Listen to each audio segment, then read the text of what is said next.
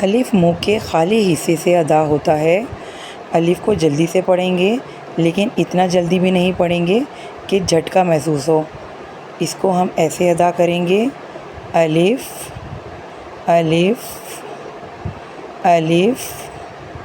با، با ہونٹوں کے اندر والے حصے سے ادا ہوتا ہے۔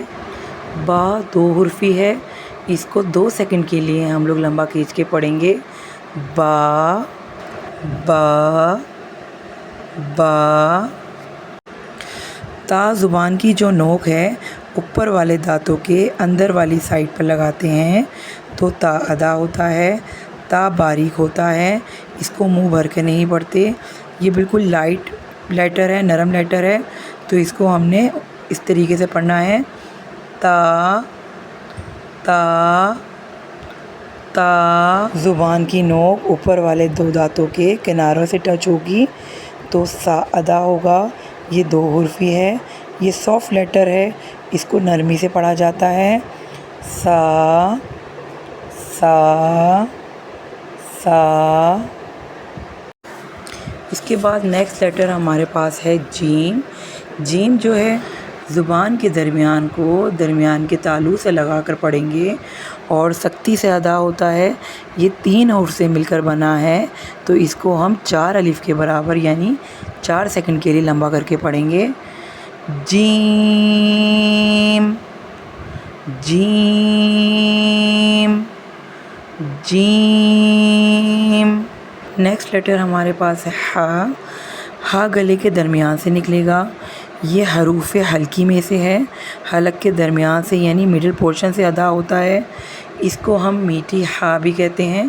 اس کو ادا کرنے کے لیے بڑا آسان سا طریقہ بتاتی ہوں آپ کو۔ دیکھیں، جب آپ کوئی ٹھنڈی چیز کھاتے ہیں تو جہاں سے آپ کو حلق میں ٹھنڈک محسوس ہوتی ہے اور آپ جو آواز نکلتی ہے، ہمارا ایسا ساؤنڈ نکلتا ہے کر کے، تو وہیں سے ہا کا مخرج ہے، وہیں سے ہا ادا ہوگا۔ اس کو ہم ایسے پڑھیں گے، ہا ہا ہا۔ یہ بھی حروف حلقی ہے۔ خو، یہ حلق کے اوپری حصے یعنی فرسٹ پورشن سے ادا ہوتا ہے، اس کو ہم وہاں سے ادا کرتے ہیں جہاں سے ہم لوگ جیسے غرغرے کرتے ہیں، غرارے کرتے ہیں، غو غو کر کے وہاں سے ہی خو ادا ہوگا، خو خو خو۔ اس کو خو الف خو ہی پڑھنا ہے لیکن اس کو موٹا کر کے پڑھنا ہے بس، خو۔ اس کے بعد نیکسٹ لیٹر ہمارے پاس دال ہے، اس کے لیے آواز نرم ہونی چاہیے، اس کو بھی ہم لمبا کر کے پڑھیں گے کیونکہ یہ بھی 3 حروف سے مل کے بنا ہے۔ اس کو ہم سمپل ایسے ہی پڑھیں گے، دال دال دال۔ اس کے بعد نیکسٹ لیٹر ہمارے پاس زال ہے، زال بھی وہیں سے ادا ہوگا جہاں سے ہم نے سا ادا کیا تھا، یعنی زبان کی نوک اوپر والے دانتوں کے کناروں سے ٹچ ہوگی اور بہت نرمی سے ادا کرنا ہے، اس میں سیٹی کی آواز نہیں آنی چاہیے، اوپر والے 2 دانتوں کو زبان لگے گی، زال زال زال۔ رو، زبان کے اگلے حصے کو اوپر کے سامنے والے 4 دانتوں کے مسوڑوں سے لگائیں گے تو رو ادا ہوگا۔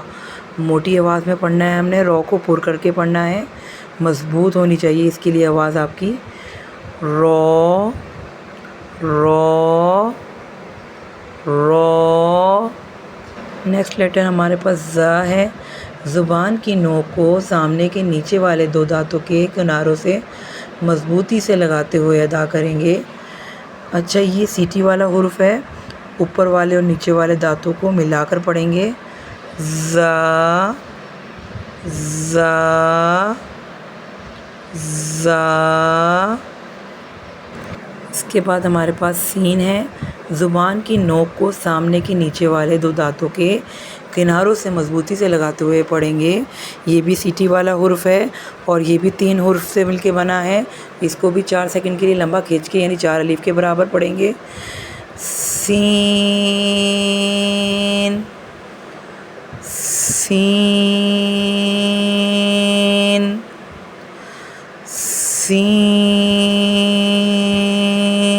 جہاں سے ہمارا جیم ادا ہوا تھا ویسے ہی ہم شین بھی ادا کریں گے، یعنی درمیانی زبان کا درمیانی تالو سے لگا کر شین ادا ہوگا۔ یہ بھی 3 حرفی ہے، اس کو بھی 4 سیکنڈ یعنی 4 الف کے برابر لمبا کھینچ کے پڑھیں گے۔ اس کو پڑھنے میں بھی ش کی آواز آنی چاہیے، شین شین۔ زبان کی نوک کو سامنے کے نیچے والے 2 دانتوں کے کناروں سے مضبوطی سے لگاتے ہوئے پڑھیں گے۔ اس کو موٹا پڑھا جاتا ہے، کم منہ کھول کر پڑھیں گے۔ اس کے آخر میں جو دال آتا ہے اس کو پرومیننٹ کر کے پڑھیں گے، جیسے کہ صاد صاد۔ یعنی دعا ادا کرنے کے لیے زبان کی دائیں کروٹ کو داڑھوں کی دائیں کروٹ کے ساتھ لگائیں، یا زبان کی بائیں کروٹ کو داڑھوں کی بائیں کروٹ کے ساتھ لگائیں، یا دونوں زبانوں کے کنارے دائیں اور بائیں طرف کے اور دونوں داڑھوں کی طرف یعنی دائیں اور بائیں طرف کی جو داڑھیں ہیں ان کے ساتھ ٹچ کرتے ہوئے بھی ہم اس کو ادا کر سکتے ہیں۔ اس کو ادا کرنے کے لیے تھوڑی پریکٹس کی ضرورت ہے۔ دود دود